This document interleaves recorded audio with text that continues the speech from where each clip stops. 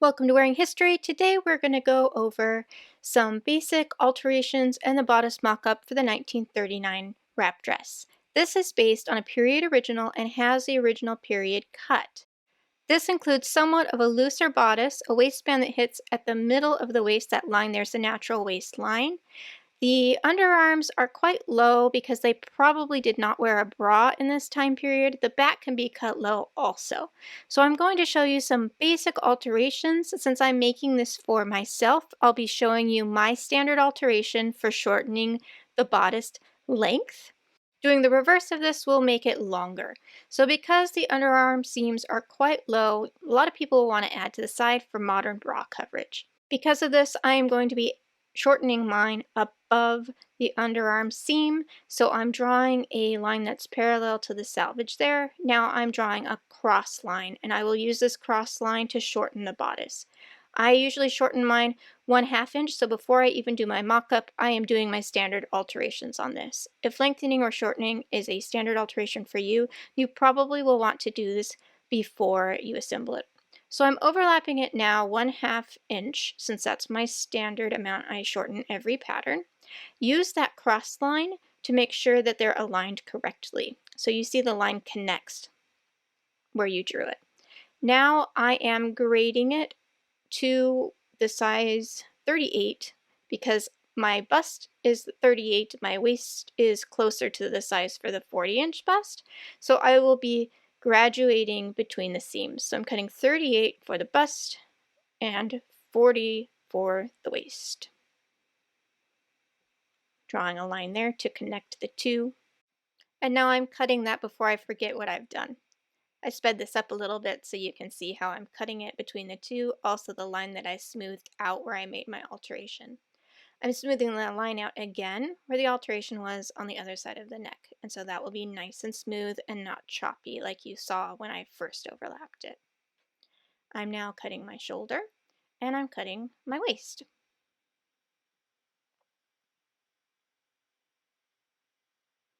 This is what it looks like when it's done. Now I'm going to do the same to the back.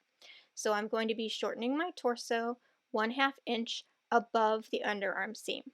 For this one, because it's cut on the bias, I am using the center front line as my guide. So I'm drawing over with my clear ruler, and now I'm drawing my cross line. From this cross line, I'm going to be drawing a 1/2 inch line because that's how much I want to shorten it.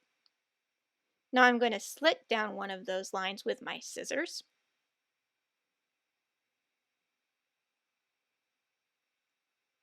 And just like last time, I am overlapping it, matching my cross line. And then I'm taping that to place. Like I said, if you need it longer, just do the reverse of this. Now I'm going to true up those lines by making it straight. And then this has a 1-inch turn back for center back. So I am drawing my 1-inch line here. And then before I forget what I've done, I'm going to cut that. Now, just like the front, I am graduating it from a 38 size to a 40 size at the waist. And now I'm going to smooth that line out where the overlap was and give that a cut as well. After it's done, it looks like this. So now I'm going to go over raising the armholes for coverage. Like I said, this probably was worn braless in the time period. You can see it's quite low at the back. It's also low at the sides. That's really common for the 1930s. They really liked to go braless for some reason. So this has not changed from the period original. So if you want to wear a modern bra, you will probably want to do this alteration. I am raising the armholes 1 inch as a starting place before I even make my mock-up because I know that this ran low in the time period. I'm grading it there between the seams so that you can see it's a nice curve. I'm also going to draw on my seam allowance. For this particular pattern, the seam allowance is 3/8 of an inch, so I am drawing that where all the intersecting lines meet for the underarm seam, and then I'm adding a dot just for my clarity so I know exactly how long that finished seam will be.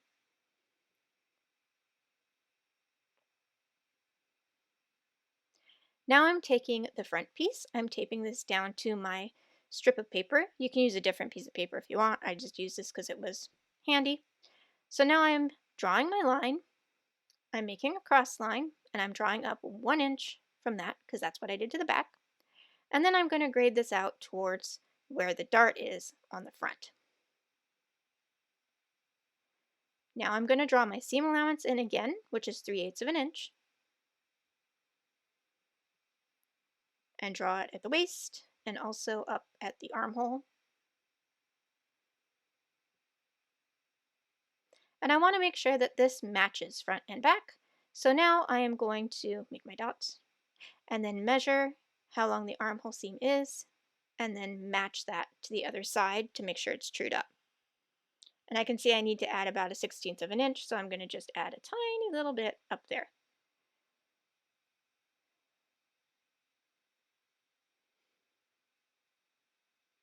Now looking at this, I can tell that I'm going to need to do some changes up there where the dart is. So I'm going to draw in the dart for my size so I remember exactly where I'm working. Then I'm going to fold it and overlap it. And then I'm going to grab a piece of tape and stick that right there to hold it together while I work. I can see I want to add some more scoop to this armhole, so you'll see I'm just eyeballing it here. You can always use a French curve if you have one handy.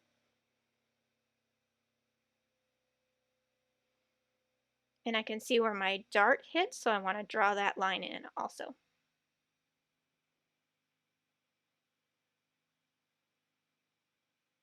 Grab another piece of tape so it doesn't wiggle on you. Now I'm going to cut it out with my scissors. And because the dart is closed, I'm now going to snip it, get rid of the tape, and I'm going to completely cut open my dart. I'll be adding this back in a second.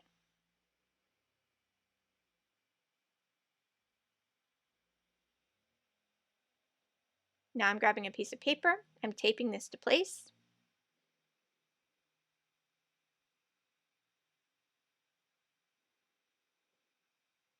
And I'm going to fold the dart as if it were sewn. And when you press a dart on a pattern like this, you always want the extra going down. So I'm folding it, and then I'm going to fold it up and match that seam line. So the extra is going downward.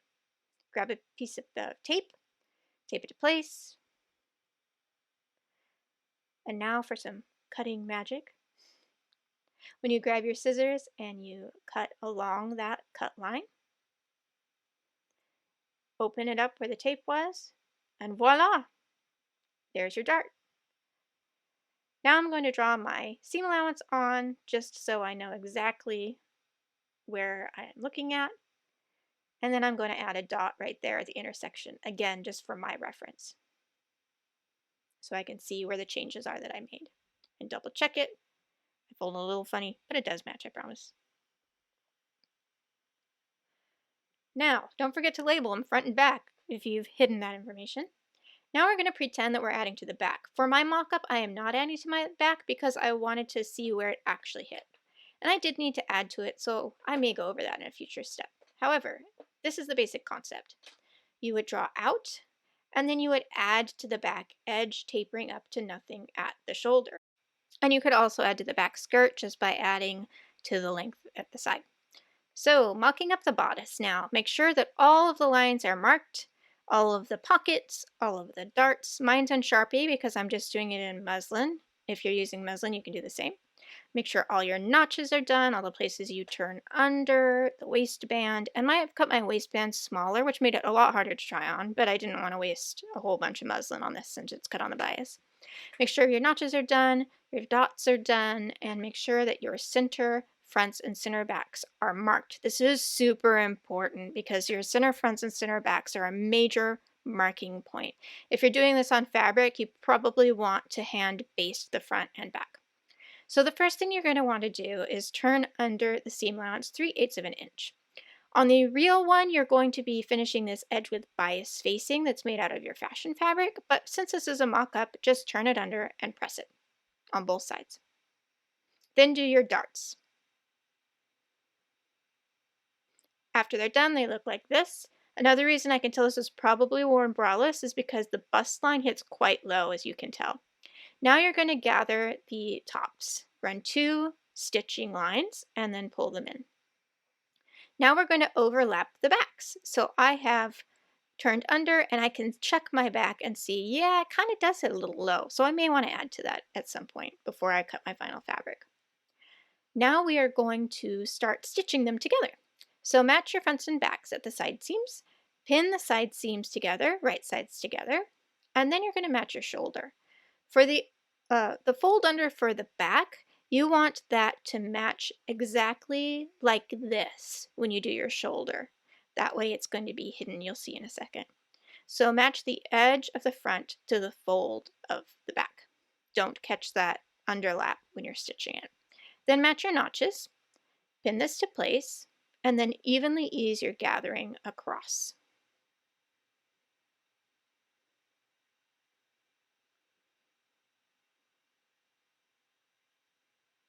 Pin that to place, and then you're going to stitch them together. And stitch your side seams. It's 3/8 of an inch seam allowance. Press that gathering up towards the back, and then as you see, you can fold this over and it will nicely finish that edge so you won't see any of your gathering when it's done. Now it's time to lap them together. So first I'm going to take my two pieces and check, yep, they're sewn correctly, great. So I'm going to look at my instructions and see how it laps. And I can see the side without the pocket laps over the side with the pocket. So I'm going to match my center fronts together. You can see the line faintly there. Center front, lap it exactly on that line. In your final one, you will want to hand base that line so you know exactly where it's supposed to be. And now I'm going to pin this to place, and then I'm going to stay stitch it so that these two stay together. You might want to actually add a little tack there at center front on your final one so it stays closed. Now that's stitched together, and I'm going to start doing my belt. On the right side, you're supposed to leave an opening between the two dots. So I'm looking at my dots, I'm looking at the instructions, and I'm turning it to make sure that I have it exactly how the instructions say. All right, that side right there is the one that needs the opening. The belt piece on the front, the scoop goes down towards the bottom of the hem. So it's like kind of like a smile. So when I'm matching these together, the notches are super important for these belt pieces. So make sure that your notches are matching. I'm going to make double check, and I'm laying it here comparing the two. Okay, there it is. And I want my seam to be facing up towards me, so I'm going to pinch the two, match them together, and then I'm going to pin it from the edge to the dot, and then again from the edge to the dot. Because this is the one that's going to have the opening in the side.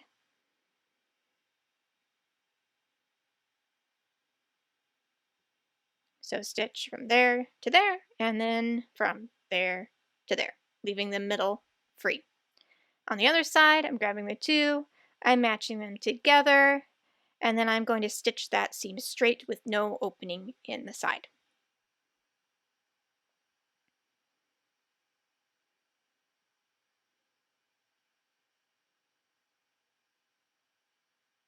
After it's done, press the seams open, and you can see my opening is there, just like it was in the instructions. Now the side seams on this piece do not match together, so don't be surprised when they don't match. You are going to be matching the center fronts, the center backs, the back notch, and the dot. So the notch is there, the dot matches to the edge of the facing, and here we go. Okay, center fronts first. I always start at center and then I work my way out. And then center back. And then the notch. And then the dot matches right there where the fold is. And it matches perfectly. Hurrah! Now you're going to ease this in. Since the back is cut on the bias, it will be a little bit wigglier, so you can just ease it in as you need to. Also notice that side seam. Isn't that super interesting that it goes at a diagonal? It's not like a usual side seam that you see. So this can throw some people off. Just make sure you mark center front, center back, notches, and dots, and you should be good to go. Again, notch and dot and ease them together.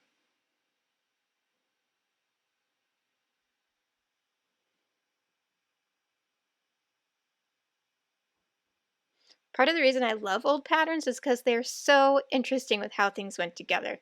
Today we would have made that seam exactly straight up and down, but in the period they did exactly what they thought it should be like, and this is how it was.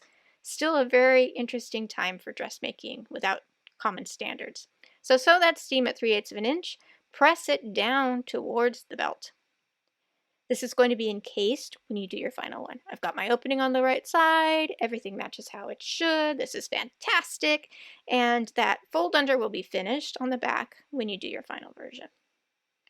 Okay.